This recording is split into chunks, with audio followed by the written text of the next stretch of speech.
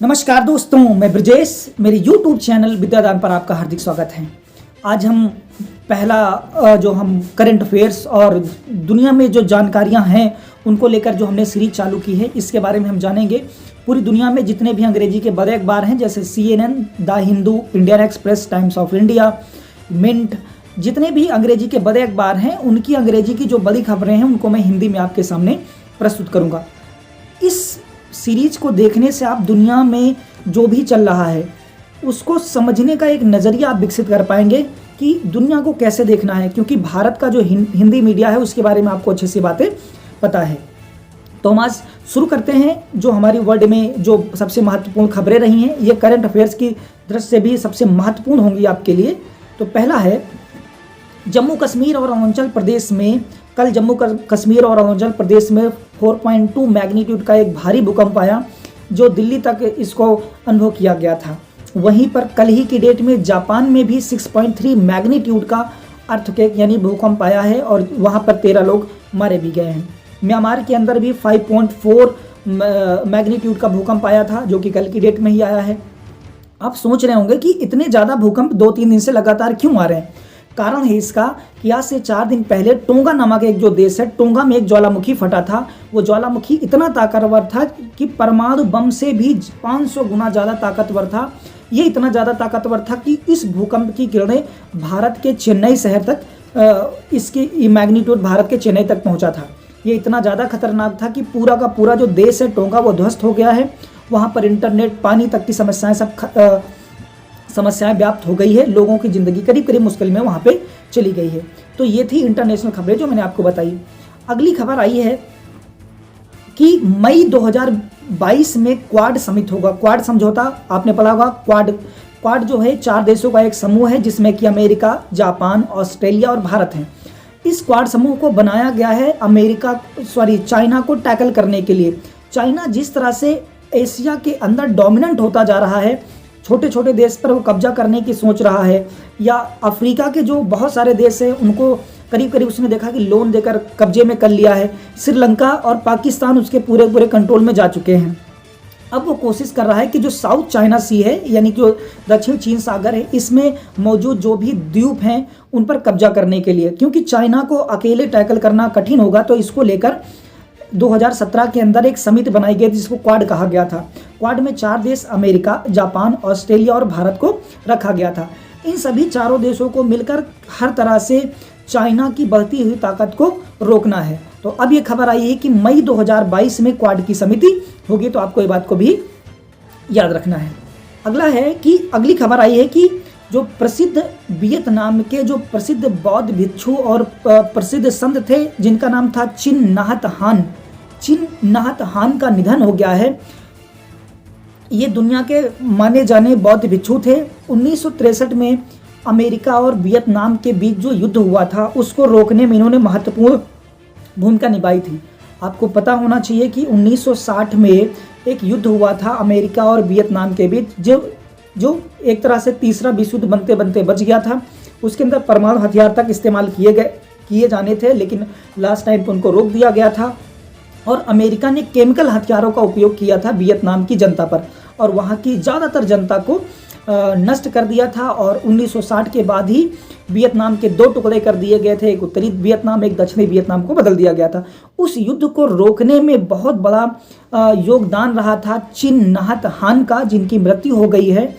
इन्हीं की इंस्पिरेशन से उस समय अमेरिका के राष्ट्रपति रहे मार्टिन लूथर किंग को शांति का नोबेल पुरस्कार दिया गया था। तो आपको ये बात भी याद रखनी है कि चिन नाहत हान की भी मृत्यु हो गई, जो कि वियतनाम के एक बहुत बड़े बौद्ध भिक्षु थे। अगली खबर है कि जो हमारी अमर जवान ज्योति है, जो कि दिल्ली के इंडिया गेट पर थी, इसका विलय कर दिया गया है राष्ट्रीय समर ज्योति स्मारक ज्योति में। कुछ लोगों को में कन्फ्यूजन है कि अमर जवान ज्योति को बुझा दिया गया है, लेकिन नहीं, ऐसा नहीं किया गया। इसको आपको समझना है। देखिए, 1971 में भारत बांग्लादेश के लिए लड़ रहा था पाकिस्तान से। तो 1971 की लड़ाई में जितने भी भारत के सैनिक मारे गए, उन सभी की याद में इंडिया गेट जो हमारा वहाँ पर दिल्ली के अंदर है, वहाँ पर हमने अमर जवान ज्योति जलाई थी, जो कि 1971 से करीब करीब 50 साल से जल रही थी। वहीं पर एक दूसरी ज्योति भी जलती थी जिसका नाम था राष्ट्रीय समर स्मारक ज्योति। याद रखना दोनों में अंतर है, एक है अमर जवान ज्योति, दूसरा है राष्ट्रीय समर स्मारक ज्योति। दोनों में फर्क ये है कि अमर जवान ज्योति जो उजलती है वो जलती थी 1971 में हमारे शहीद सैनिकों के लिए जो बांग्लादेश की तरफ से लड़ रहे थे। वहीं पर प्रथम विश्व युद्ध में 90,000 सैनिक जो शहीद हुए थे उनकी याद में जो ज्योति जलाई जाती थी उसका नाम रखा गया था राष्ट्रीय समर स्मारक ज्योति। और 2019 में सरकार ने इसी तरह का एक वार मेमोरियल बनाया था 2019 में, जिसका नाम दिया गया था नेशनल वार मेमोरियल। इसमें 26,466 जो हमारे सैनिक शहीद हुए थे इनके नाम दर्ज हैं। अब सरकार ने जितनी भी ज्योतियां हैं सभी को इकट्ठा करके सिंगल ज्योति जलाने का निर्णय लिया है, जिसका नाम अब हो गया है राष्ट्रीय समर स्मारक ज्योति। तो इस बात की कंफ्यूजन में ना रहें कि अमर जवान ज्योति को बुझा दिया गया है, उसको मर्ज कर दिया गया है राष्ट्रीय समर स्मारक ज्योति के अंदर। तो इस यहाँ पे याद रखें। अगली खबर आई है इंडोनेशिया से। इंडोनेशिया में बहुत सारी प्रॉब्लम्स बढ़ती जा रही हैं।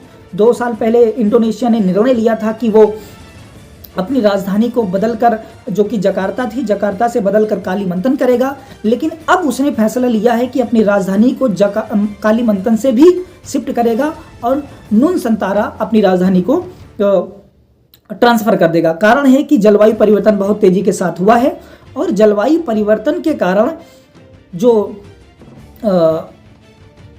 इंडोनेशिया है, इंडोनेशिया के कई सारे द्वीप डूब गए हैं। तो जो इंडोनेशिया की पहली राजधानी जकार्ता थी वो जिस द्वीप पे थी वो जलस्तर बढ़ने के कारण, ग्लोबल वार्मिंग के कारण जलस्तर बढ़ा और उसके कारण उसकी राजधानी डूबने लगी है, डूबने के कगार पे है। तो अब अपनी नई राजधानी को बनाने के लिए अपने अपनी नई राजधानी बोर्नियो द्वीप पर बनाने की घोषणा की है, जिसका नाम होगा नुनसंतारा। तो इंडोनेशिया अपनी राजधानी बदल रहा है क्योंकि बहुत तेजी के साथ दुनिया के अंदर जो ग्लोबल वार्मिंग बढ़ रही है। अगली खबर आई है यूरोपियन यूनियन से। यूरोपियन यूनियन ने गूगल पर 280 करोड़ रुपए का जुर्माना लगाया है। यूरोपियन यूनियन ने गूगल पर जुर्माना लगाते हुए ये बात कहा कि गूगल जो कंपनी है ये लोगों का डाटा चोरी करके पॉलिटिकल कंपनी को बेच रही है और ये जुर्म साबित हुआ है, इसलिए गूगल पर यूरोपियन यूनियन ने 280 करोड़ रुपए का जुर्माना लगाया है। भारत को भी इस तरफ देखना चाहिए क्योंकि गूगल बहुत तेजी के साथ डाटा चोरी करता है। ऐसी कई सारी रिपोर्ट पहले भी आ चुकी हैं। एक इंटरेस्टिंग खबर आई है जो मैं आपको इंटरटेनमेंट के लिए बता देता हूं कि न्यूजीलैंड की एक महिला ने अपने पति की बोली लगा दी है और उसे बेच डाला है $25 के अंदर। न्यूजीलैंड की एक महिला है जिनका नाम है लिंडा मैकमिलर। उन्होंने अपने पति पर आरोप लगाते हुए कि वो उन्हें बहुत ज़्यादा परेशान करते हैं, इसको लेकर उन्होंने ऑनलाइन एक वेबसाइट पर उनको बेच दिया। बाद में एक खबर मीडिया में रही। तो ये तो हो गई एक अलग सी खबर। अब हम आते हैं अपनी मेन खबर पे। हमारी अगली खबर है अंतरिक्ष में पहला फिल्म स्टूडियो बनाया जा रहा है। अमेरिका की जो हॉलीवुड संस्था है उसने घोषणा की है कि वो आने वाले समय में अंतरिक्ष में एक फिल्म स्टूडियो बनाएगी और उसमें फिल्म की शूटिंग की जाएगी। और पहली फिल्म जो शूट होगी वो हॉलीवुड के जो सबसे बड़े अभिनेता है टॉम क्रूज को लेकर बनाई जाएगी। और इससे पहले की जो खबर थी आपने पढ़ा होगा कि रूस ने पहली बार अंतरिक्ष में फिल्मों की शूटिंग की थी। तो इस तरह से अंतरिक्ष में अब फिल्म स्टूडियो बनाने जा रहा है अमेरिका। तो इस बात को भी अच्छे से याद रखें। अगली खबर आई है कि अमेजन ने अपना पहला फैशन स्मार्ट मार्ट खोल दिया है लॉस एंजलिस के अंदर। बड़ी इंटरेस्टिंग बात है, दुनिया कैसे चेंज हो रही कि अब अगर आप अमेजन के फैशन मॉल में जाएंगे तो आपको वहाँ का AI system, artificial intelligence system, यानी वहाँ पे आपकी बॉडी में एक QR कोड लगा दिया जाएगा। वो QR कोड पढ़ के वो माल ही बता देगा आपको कौन से कपड़े सूट करेंगे, कौन सा पहनना है। ये अब मशीन बताएगी, आपको चुनने की ज़रूरत नहीं है। अब मशीन आपको आपकी बॉडी को देखकर, आपके बॉडी स्टाइल को देखकर वो डिसाइड कर देगी कि आपको कौन से कपड़े खरीदना चाहिए। तो एक अलग तरह सा मॉल खोला गया है लॉस एंजलिस के अंदर। अगली खबर आई है नासा की क्यूरोसिटी रोवर से। आपको पता होना चाहिए कुछ समय पहले नासा का एक मंगल मिशन गया था जिसका नाम था वहाँ उस पर एक रोवर गया था जिसका नाम था क्यूरोसिटी रोवर। क्यूरोसिटी रोवर जब वहाँ गया तो उसका काम था मंगल मिशन, मंगल पर जीवन की खोज करना। तो जीवन की खोज करने के लिए क्यूरोसिटी रोवर वहाँ पे काम किया और इससे पहली बार पता लगा है कि जो मंगल ग्रह है, मंगल पर कार्बन सिग्नेचर पाए गए हैं। कार्बन सिग्नेचर मिलने से ये पता लगता है कि वहाँ पर पहले जीवन रहा होगा, क्योंकि ये सब विज्ञान में सबसे बेहतरीन संभावना पाई जाती है जहाँ पर कार्बन होता है वहाँ पर जीवन की संभावना अधिकतर होती है। तो इससे ये पता लगाया जा रहा है कि वहाँ पर कभी जीवन हुआ करता था। तो ये अगली खबर थी। अगली खबर 2 दिन पहले की है। इस खबर में बताया गया है कि एक एस्टेरॉइड याद रखें, जैसे पृथ्वी टुकड़ा है, चांद टुकड़ा है, सब चीज़ें टुकड़ा है, तो वैसे ही जो छोटे छोटे टुकड़े होते हैं अंतरिक्ष में उनको एस्टेरॉइड कहा जाता है या क्षुद्र ग्रह कहा जाता है। एक क्षुद्र ग्रह पृथ्वी की कक्षा से आके टकराने वाला था, यह थोड़ी सी दूर से निकल गया है। यह बुर्ज खलीफा जितना बड़ा है उससे 5 गुना एक एस्टेरॉइड था जो धरती की कक्षा में आया, जिसका नाम था 7482 1994 PCI।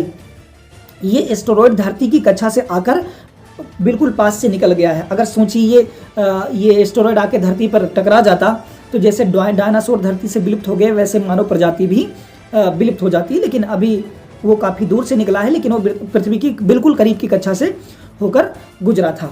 अगली खबर आई है अमेरिका से। अमेरिका में जो इंटेल कंपनी है, आपको पता है इंटेल कंपनी जो होती है वो चिप और प्रोसेसर बनाती है।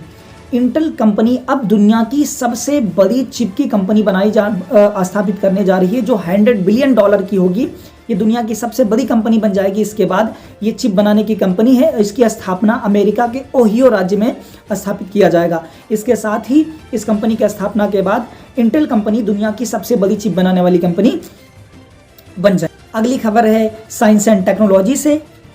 वैज्ञानिकों ने इस बात की खोज कर ली है कि टिड्डे किस तरह से काम करते हैं। टिड्डे किसी भी एरिया में जब चलते हैं तो वो सूंघ कर ही किसी एरिया को जाते हैं। अब वैज्ञानिकों ने टिड्डों की सूंघने की प्रक्रिया को पढ़ लिया है और वो बताते हैं कि टिड्डे की जो रफ्तार होती है जिसे फसलें खा जाते हैं, आपने पिछली कई खबरें पढ़ी जिनसे टिड्डों ने दुनिया की 17% फसल को नष्ट कर दिया था। अब वैज्ञानिकों ने इनके चलने और सूंघने की प्रक्रिया को मैथमेटिकल फॉर्म में समझ लिया है, यानी कि टिड्डे कब क्या करेंगे इसको पहले ही मैथ की इक्वेशन यानी मैथ के समीकरणों में बदला जा सकता है और टिड्डों के उड़ने के पहले ही उनको ये अंदाज़ा लगाया जा सकता है कि ये टिड्डे उड़कर कहाँ जाएंगे, क्या करेंगे। ये खोज भी विज्ञान की दुनिया में हो पाई है। तो ये कुछ खबरें रहीं जो मैंने आपको बहुत ही विस्तार में बताई हैं। उम्मीद है आपको पसंद आई होंगी और मैं और भी अच्छी कोशिश करूँगा जिससे मैं और बेहतरीन खबरें आप तक लाता रहूँ। इसी के साथ आज का एपिसोड ख़त्म करते हैं। उम्मीद है आप लोग अच्छे होंगे। चैनल को लाइक, शेयर और सब्सक्राइब करने के लिए मैं कभी बोलता नहीं हूँ, उम्मीद है लेकिन आपने किया होगा। धन्यवाद। जय हिंद।